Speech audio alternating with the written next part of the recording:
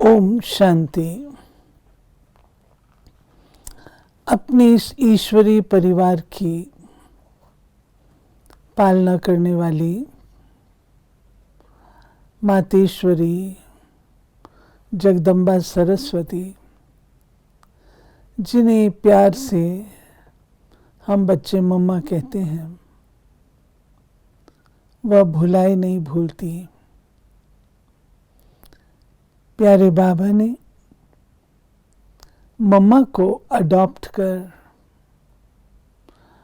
उसे ऐसा शक्तिशाली स्वरूप वाला बनाया जो मम्मा हम सबके सम्मुख एक आदर्श उदाहरण मूर्त माँ के रूप से उपस्थित हुई। जैसे छोटे बच्चों को लालन पालन दिया जाता है, ऐसे ही मम्मा बाबा की मुरली अच्छी तरह से सुनकर उस पर मनन और चिंतन कर, बाबा तो सागर हैं, सागर की लहरें कोई कहाँ से आती हैं। मम्मा उन लहरों में से एक पॉइंट लेकर के हम बच्चों को समझाया करती थी, उसकी गहराई में ले जाती थी और गहराई में ले जाकर के हमें उसका जो तत्व है, अंडरस्टैंडिंग है, वो हमें स्पष्ट रूप से देती थी। एक एक पॉइंट मम्मा ने क्लियर की। इस जून के महीने में जब मम्मा ने कर्मातीत अवस्था को प्राप्त किया, हमें रह कर प्यारी माँ की याद आती है। मम्मा की उन मुरलियों को जो मम्मा ने 58 से चलाई, कुछ उपलब्ध जो हम अपने दर्शकों के साथ शेयर करेंगे। प्रतिदिन की मुरली 10-12 मिनट की होती है। मम्मा उसको बहुत गहराई से एक एक बात को लेकर के स्पष्ट करेंगी, ऐसा आप सब अनुभव करेंगे। ये मुरली 11 दिसंबर 1958 की है और मुरली की हेडिंग है, सबको वापस ले जाने वाला, सृष्टि के आदि मध्य अंत को जानने वाला एक ही परमात्मा है। सारी दुनिया इस समय घोर अंधियारे में है, इसलिए जहां से भी चलते हैं उसमें दुख की ठोकरें खाते रहते हैं। एक तो अंधियारा ये है जो नॉलेज ही नहीं है कि हम कौन हैं और कहाँ से आए हैं। ये मम्मा अंधियारे को एक्सप्लेन कर रही है। उसमें फिर ठोकरें खाते हैं, जिससे उल्टी दुख की ही रिजल्ट निकलती है। एक अंधियारा, एक पता ही नहीं हम कौन हैं, ठोकरें मिली तो उससे दुख ही मिलता है, क्योंकि मार्ग का ही पता नहीं है। ये पता तो एक को ही है, जिसके पास आदि मध्य अंत की सारी रोशनी है। हर एक के आदि मध्य अंत को जान भी वही सकता है जिसकी आदि मध्य अंत नहीं है। ये कितना अच्छा मम्मा ने बताया कि आदि मध्य अंत को वो जान सकता है जिसका अपना आदि मध्य अंत नहीं है। मम्मा शिव बाबा की ओर संकेत कर रही हैं। जो खुद ही आदि मध्य अंत में आने वाले हैं, वो आदि अंत को कैसे जान सकते हैं? जो खुद ही ड्रामा के इसमें आने वाले हैं, वो आदि अंत को कैसे जान सकते हैं? जो साक्षी दृष्टा परमात्मा है वही जान सकता है। वह जन्म मरण के चक्र में आने वाला नहीं है, उनको ही सारी नॉलेज है। जन्म मरण में आने वाले के पास सारी रोशनी रह नहीं सकती।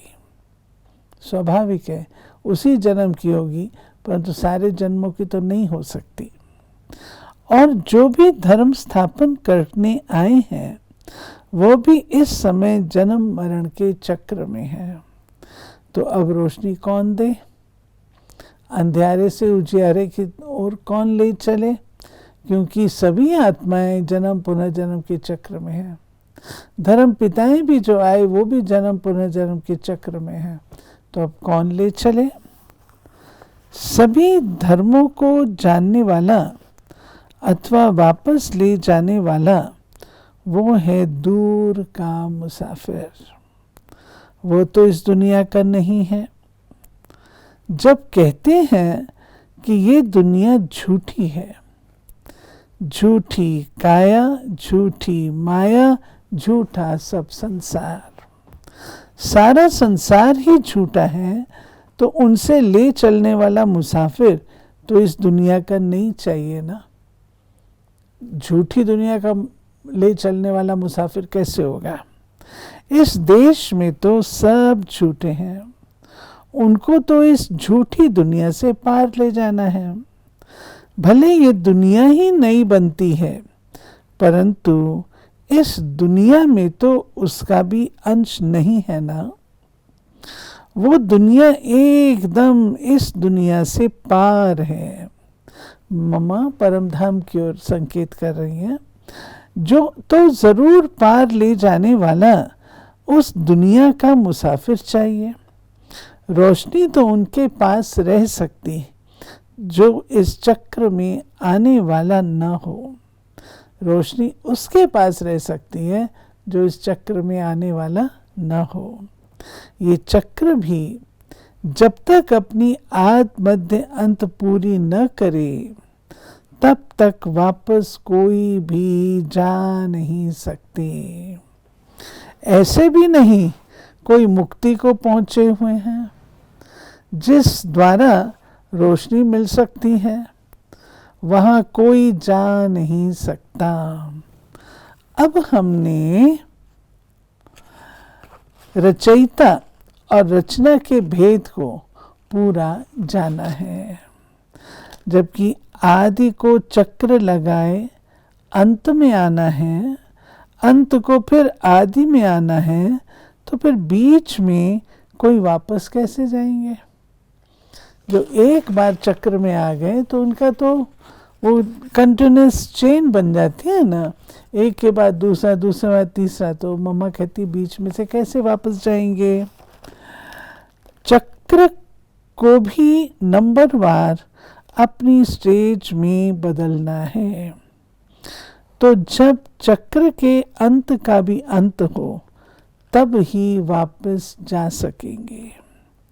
तो ये सारी नॉलेज एक के पास ही है। रचना की आदि मध्य अंत कैसे होती है वो तो रचयिता ही जानेगा ना। मनुष्य त्रिकालदर्शी हो नहीं सकता। जैसे मनुष्य की भी आदि मध्य अंत होती है, नंबरवार ही स्टेजेस आती हैं। बाल अवस्था के बाद वृद्ध अवस्था तो नहीं आएगी। ये सब नियम बने बनाए हैं। मम्मा कहती कि हर चीज़ नियम अनुसार चलेगी। बाल अवस्था से तुरंत वृद्ध अवस्था तो नहीं आएगी ना, सारी अवस्थाएं क्रॉस करनी है। तो अपनी बुद्धि में अब रोशनी आई है। चक्र को पूरा जानते हैं और जानते भी तब हैं जबकि अब आदि में जाने का समय है। अगर आदि के समय हम त्रिकालदर्शी बने अथवा उस समय ये नॉलेज रहे कि हमें नीचे गिरना है, तो फिर सुख की भासना ही ना रहे। तो अब अंत में ही हम जानते हैं। देवताओं को त्रिकालदर्शी बनने की आवश्यकता ही नहीं है, और न द्वापर में आने वालों को ही आवश्यकता है। परमात्मा आते ही अंत में है, जबकि तीनों कालों का खेल पूरा होने पर होता है। जब खेल चल रहा है तब उसे बीच में देखने से मजा ही नहीं आएगा।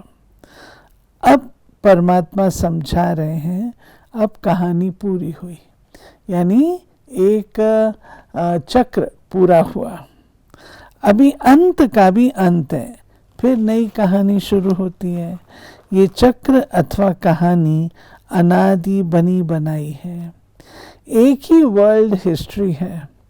ये सब नॉलेज बुद्धि में है, इसलिए अपने को खुशी है कि फिर से जो कहानी शुरू हुई है उसमें हमारा भी पार्ट है। हम उसमें पूरा सुख लेते हैं। अपने को मालूम है इस नॉलेज को पूरा जानने वाला वही दूर का मुसाफिर है, खुद ही फिर वापस ले जाने फिर आता है। हाँ, जो दूर का मुसाफिर है, जो आत्मदंत को जानता है, वो खुद स्वयं आता है। मनुष्य ये काम कर नहीं सकता। अगर मनुष्य आत्मा करे तो वो आदि मध्य अंत में नहीं आनी चाहिए। वो तो चक्र से अलग चीज चाहिए। वो है ही एक परमात्मा स्वयं मालिक। मनुष्य समझते हैं बहुत अवतार होते हैं, युग युग अवतार होते हैं, परंतु युग युग में तो आने की दरकार ही नहीं है, क्योंकि चक्र तो फिरना ही है। युगे युगे क्यों आएगा। अब हम चक्र के नियम को समझते हैं। अब इसमें हमें क्या करना चाहिए जिससे हमारी प्रारब्ध बने, वो स्टेज क्या है, उसकी नॉलेज पूरी कोई भी सुना नहीं सकता। कोई से भी ये नॉलेज मिली हुई नहीं है कि मनुष्य के लिए पूर्ण स्टेज क्या है और वो कैसे प्राप्त हो सकती है। बाकी तो सब अपनी अपनी शिक्षा के आधार से मनुष्यों को थोड़ा बहुत बताते हैं। मनुष्य के लिए ऊंच स्टेज क्या है ये तो रचयिता ही समझा सकते हैं। ममा कहती हैं, अब हम अंधियारे को भी समझते हैं जबकि रोशनी का पता पड़ा है। दुनिया थोड़ी समझती कि हम अंधियारे में हैं। वो तो समझते हैं अब तरक्की करते जाते हैं, रोशनी में आते जाते हैं, परंतु वो रोशनी तो गिरावट की है। वो तो चढ़ाने वाला जब समझाते हैं तब ही हम जानते हैं। दुनिया तो अब बिगड़ी हुई है, ये तो समझते भी हैं, लेकिन उसको सुधारने की तरकीब ही क्या है वह एक परमात्मा ही जानता है। जो खुद ही बिगड़े हुए हैं वो कैसे इस तरकीब को एक्ट में ला सकते हैं। मामला सारी दुनिया का बिगड़ा हुआ है। 5 तत्व आदि सब बिगड़े हुए हैं। हर चीज का सुधार एक रचयिता परमात्मा के हाथ में ही है। अच्छा, यानी मम्मा ने ये स्पष्ट किया कि शिव बाबा रचयिता है और इस ड्रामा के अंदर आदि मध्य अंत से हर आत्मा को क्रॉस करना है। धर्म पिताएं भी आदि मध्य अंत को क्रॉस करते हैं। केवल वही इस चक्र के बारे में बता सकता है जो इस चक्र में नहीं आता है, और वो है परमात्मा।